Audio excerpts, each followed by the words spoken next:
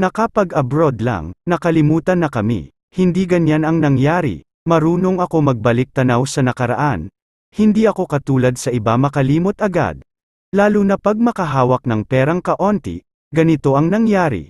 Napakaiksi lang ang bakasyon ko, kaya hindi ko maisa-isa pagdalaw kayo. Dagdagan pas mga problem ang hindi humihiwalay sa akin. At isa pa sa dami ninyo, kung isa-isahin ko kayo pagdalaw, tiyak matapos na lang ang bakasyon ko. Hindi ko pa kayo madalaw lahat. Palaging komplikado ang dahilan kung bakit hindi ko kayo mapuntahan pag nandyan ako sa atin, at walang nagbabago sa akin. Tulad noong nakaraang bakasyon ko, dapat mamahinga.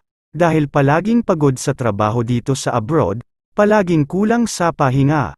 Pero ang nangyari, ginawa ko yung kusina, natapos na lang ang bakasyon ko at bumalik na lang ako dito. Ang ginawa kong kusina hindi ko natapos, yan ang tunay na dahilan. Palaging hinahabol ng oras. Pag nandyan ako sa atin, pero pag kayo mismo ang pumunta sa akin, hindi kayo makapagsabi na nagbago ako. Dahil mula noon hanggang ngayon walang nagbago alam ko sa aking sarili.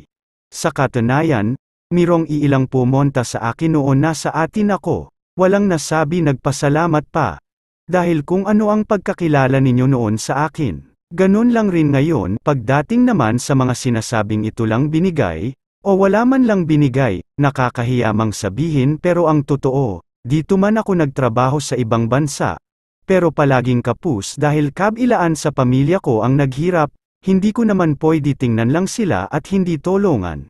Tapos hindi rin naman kalakihan ang sweldo ko dito. Kaya yan ang mga dahilan, hindi rin naman pwede gawin ko yung ginawa ng iba dyan, pag umuwi pumunta kung saan-saan, mabalitaan na lang sa pamilya na namigay ng pera, nagpainom at nagpakain sa mga kung sino-sino na lang, pero ang pamilya mismo walang may saing.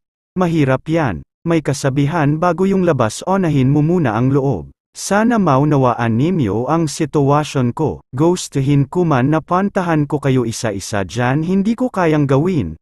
Mga tropa bago ko tapusin ang monting video natin, sana nagustuhan ninyo. Sana suportahan ninyo ang monting channel ko, ang Dentoy TV sa pamagitan ng pagpindot sa subscribe button at notification bell. Maraming salamat mga tropa sa panunood. Sa muling pag-upload ko naman ng video. Mabuhay at bye-bye.